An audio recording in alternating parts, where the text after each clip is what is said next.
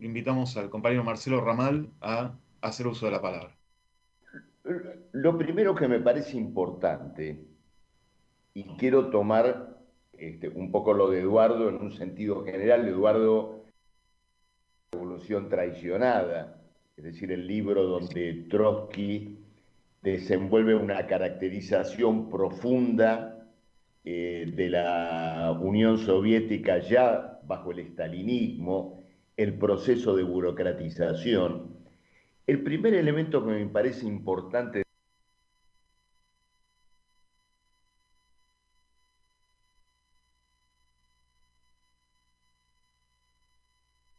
entenderlo, de caracterizarlo, a partir del desenvolvimiento social real de la lucha de clases en la URSS y en el conjunto del mundo.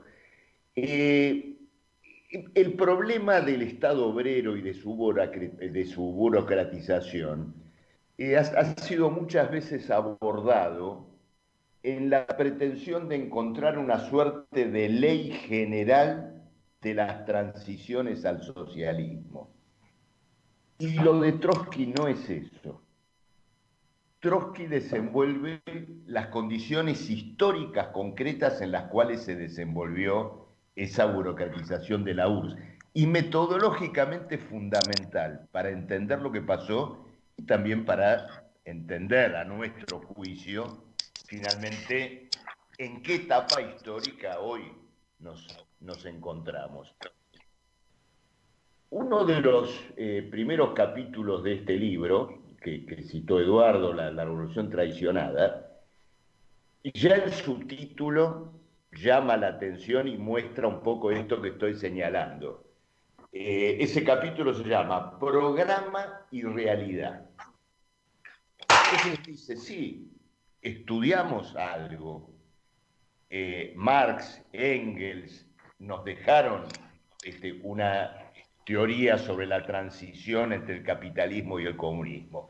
Pero ¿qué realidad afrontamos ahora, ¿no es cierto?, con el Estado obrero?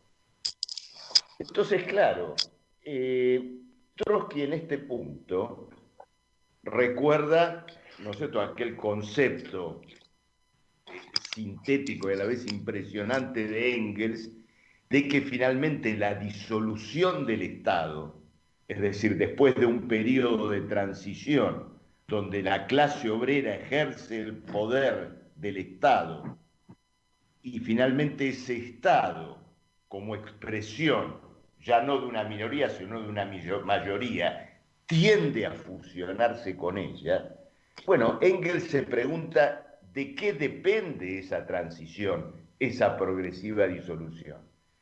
Y bueno, depende de dos cosas.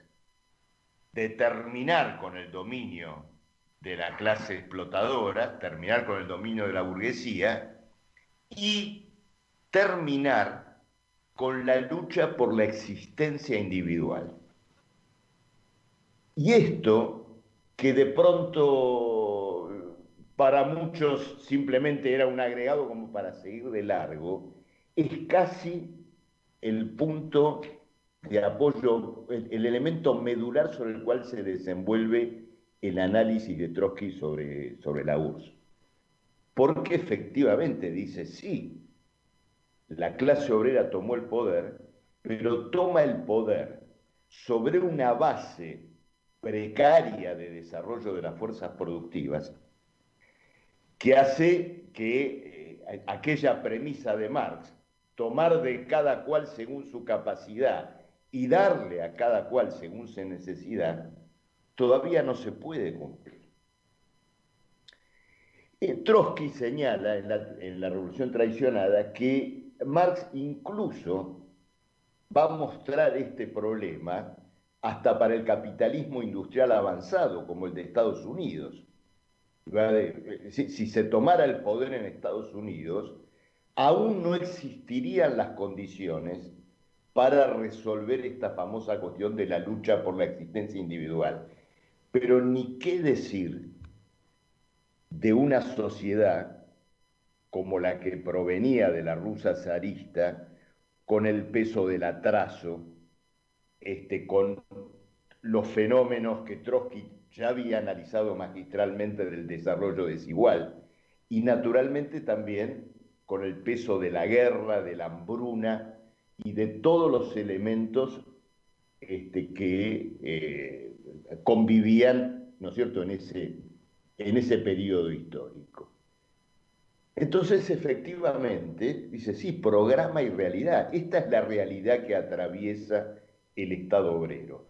Durante un periodo, ese Estado obrero tendrá que desenvolver las fuerzas productivas de tal manera, desde ese lugar tan atrasado, para poder superar esta cuestión de la lucha por la existencia individual. Pero nunca solo. Trotsky señala allí que a los bolcheviques no se les escapaba la realidad de esta Rusia atrasada, lacerada por el hambre, por la guerra y por el atraso.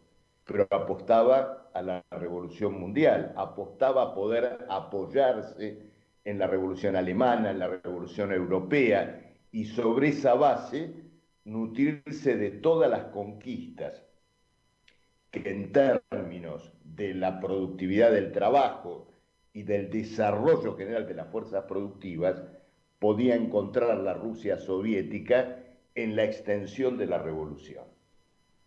Bueno, por supuesto que allí viene el análisis de Trotsky del peso de las derrotas.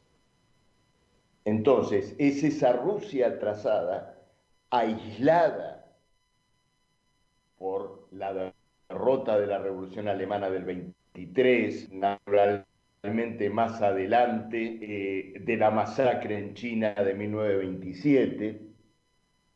Y entonces, en esas condiciones históricas, tiene lugar, ¿no es cierto?, el fenómeno de la acción, que Trotsky entrelaza entre el objetivo y lo subjetivo.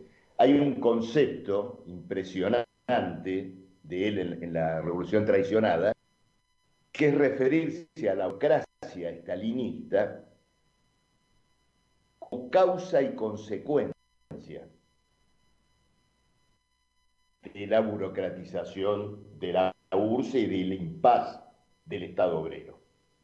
Es decir, consecuencia en el sentido de que en condiciones donde subsiste la penuria individual, el aislamiento de la revolución, se levanta un aparato burocrático encargado del reparto, es decir, aquella capa que usufructúa el hecho de que todavía existen las de reparto, pero al mismo tiempo esa burocracia cristalizada, consolidada, como dirección política del Estado, va a ser un factor activo en el aislamiento del Estado obrero. Bueno, y acá viene naturalmente el balance político de Trotsky, el papel de Stalin en la Revolución China, luego en todo el proceso que va a conducir a la victoria del nazismo en Alemania, es decir, la burocracia como causa y consecuencia de toda esta crisis que él estudia a fondo, revolución traicionada.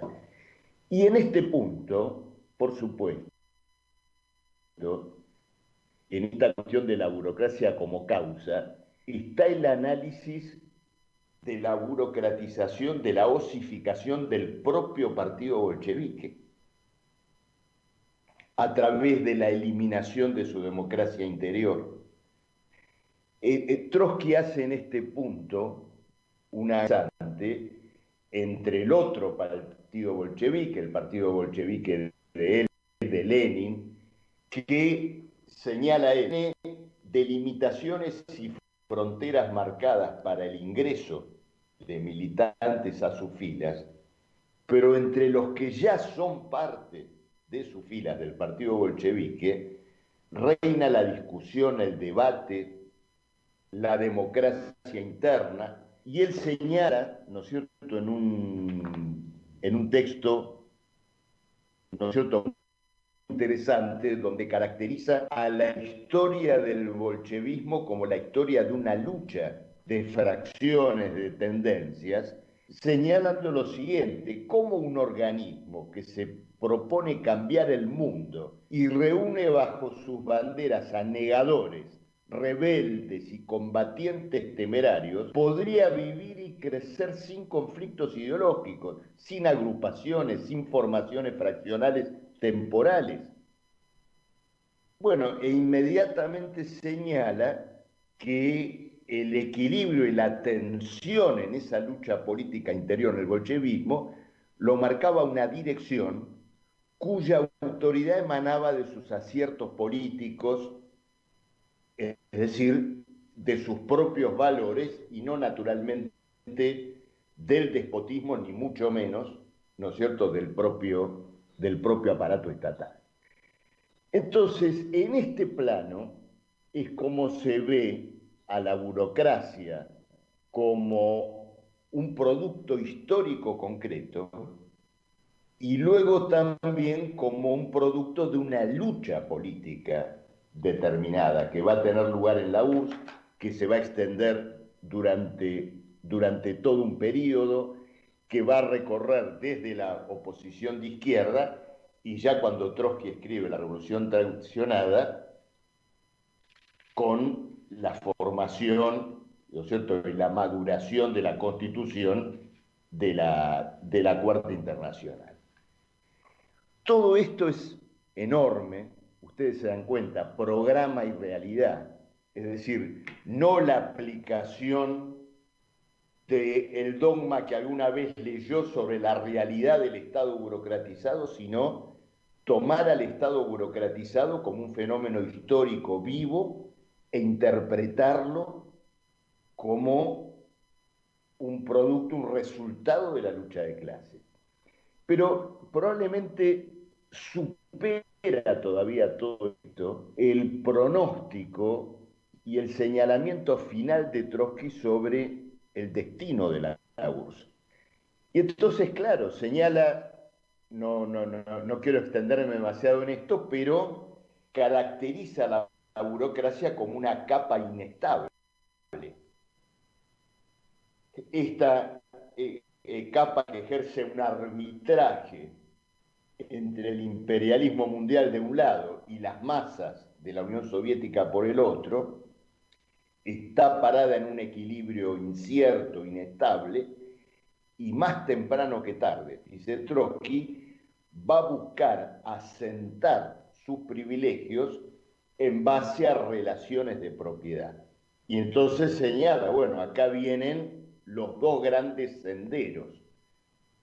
O la clase obrera recupera el poder y vuelve a instaurar los soviets en la URSS, o se impone definitivamente la restauración capitalista.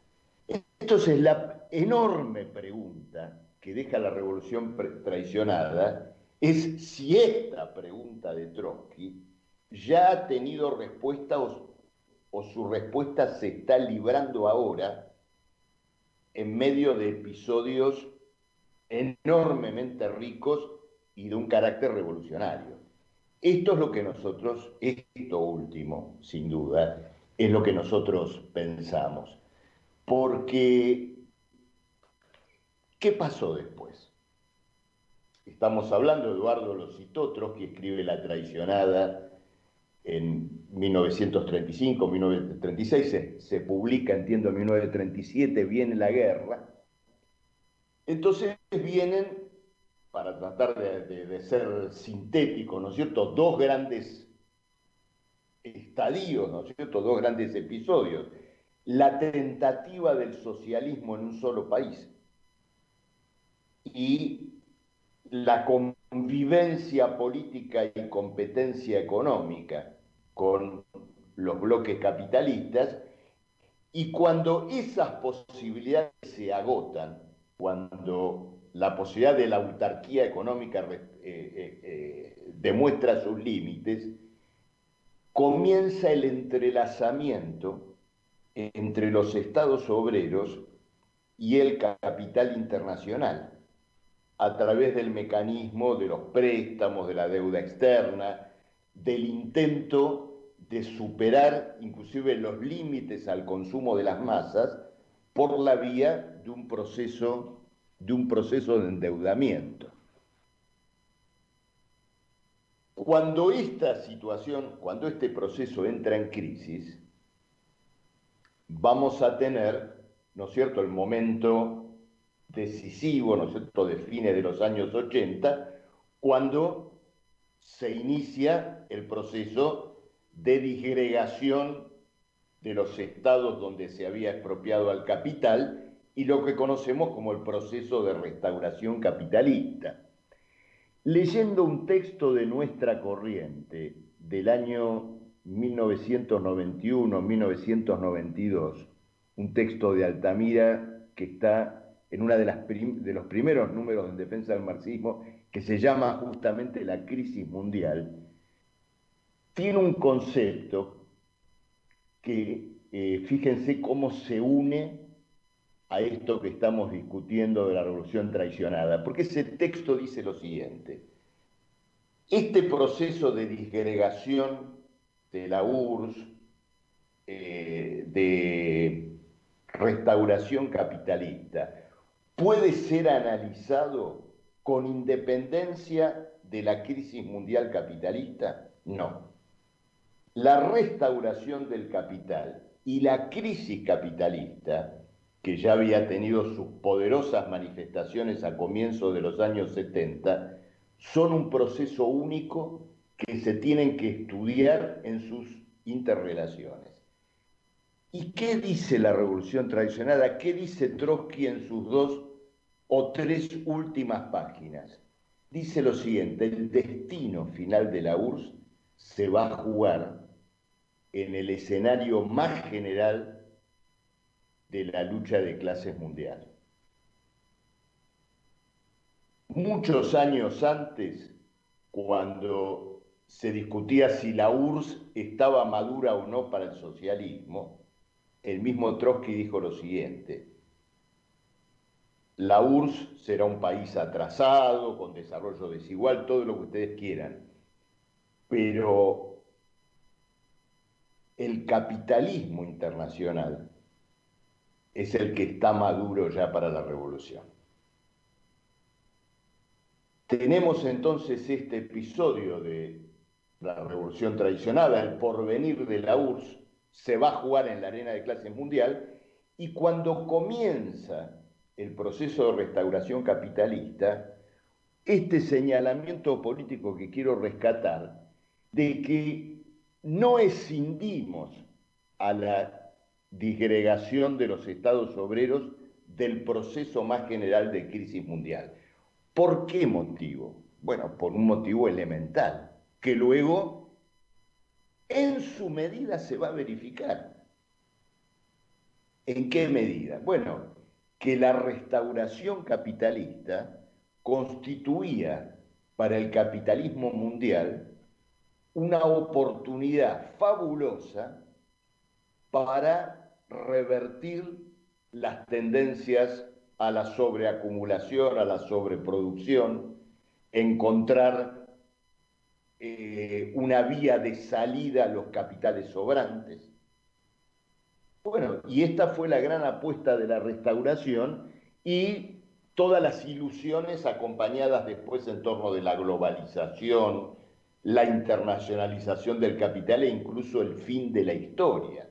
Es decir, la gran apuesta a que centenares de millones de trabajadores podían ser reintegrados al proceso de explotación del trabajo asalariado.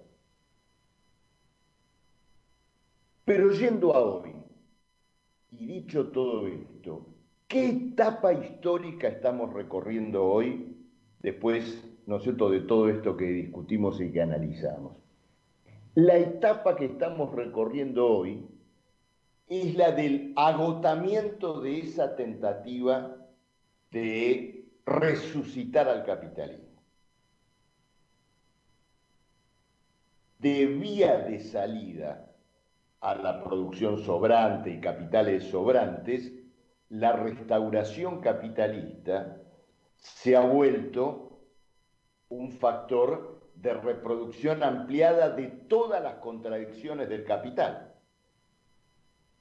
Y esto se ve hoy con toda claridad en las guerras comerciales, en el hecho de que cuando China y su burocracia gobernante estatal busca desenvolver una integración tecnológica más profunda de su producción, marcha un choque con el imperialismo y hay una restauración capitalista incompleta que se mediatiza a través de un Estado y un imperialismo que quiere barrer con esa mediación. Llegamos no solo a la conclusión de que la restauración capitalista agotó sus posibilidades de resucitamiento general del capital, sino que agravó, ¿no es cierto?, las contradicciones preexistentes y que naturalmente ese nuevo cuadro de crisis solo va a poder procesarse de un modo convulsivo, a través de guerras, pero indudablemente también a través de la rebelión de la clase productiva fundamental que es la clase obrera. Probablemente el punto de inflexión donde la restauración capitalista encuentra su límite es en la gran crisis de 2007-2008, en la gran crisis de Lehman Brothers, donde comienzan, ¿no es cierto?, las tensiones que hoy vemos no solo en la economía mundial, sino principalmente en la política.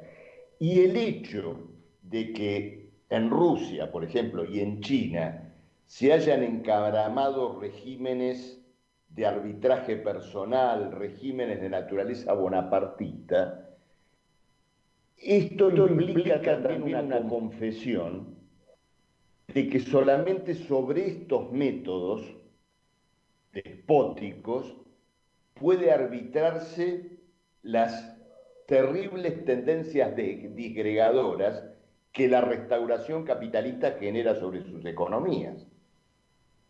Y esto es muy claro cuando vemos el nivel de endeudamiento que acumula la economía china, la sobrecapacidad industrial que se ha comenzado a manifestar en los últimos años.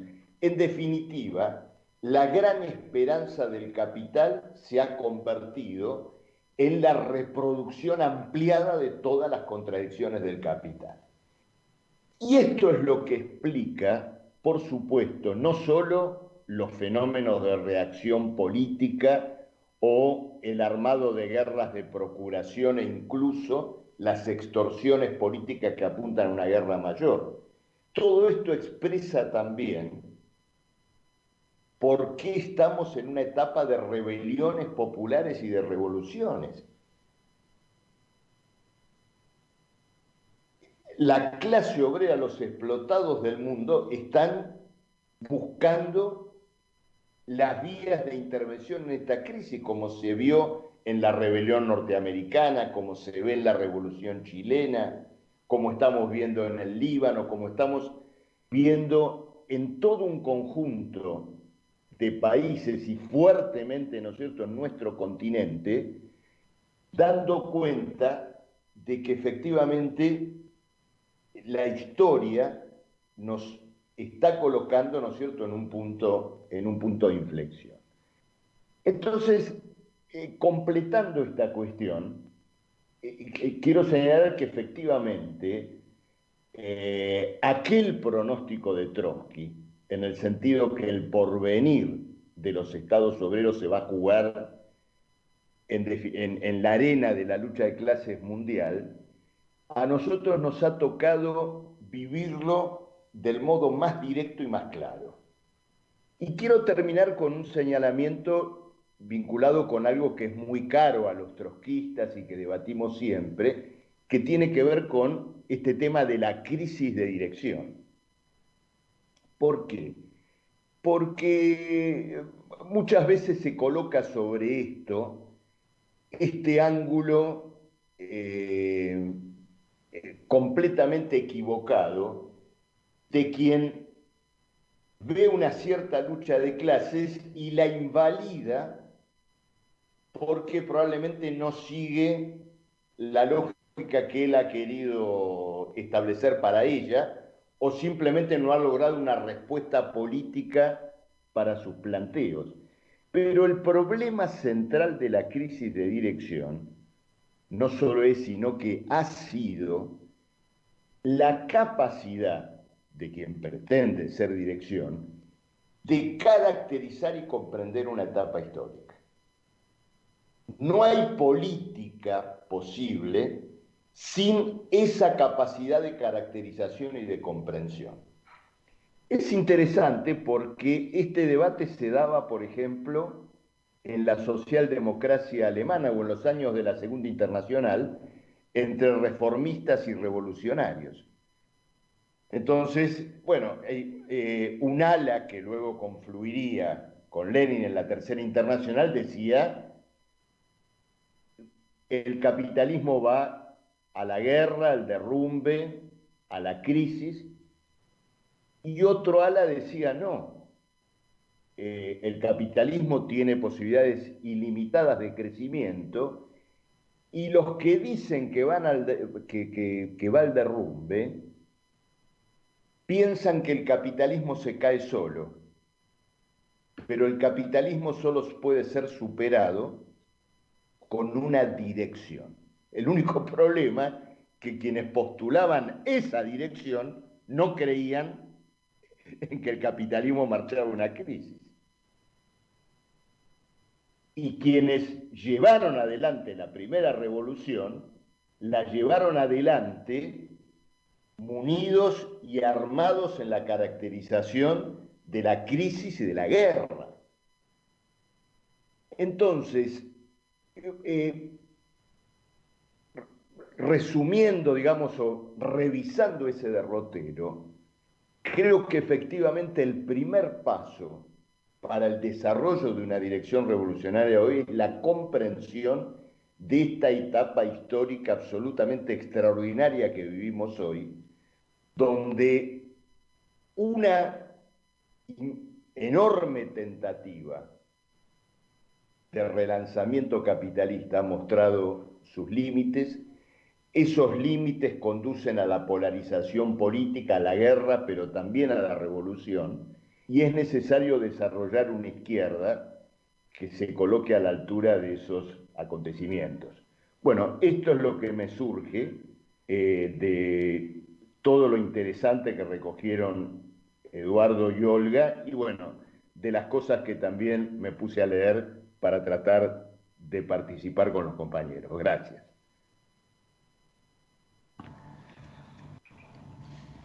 Bueno, muchas gracias Marcelo.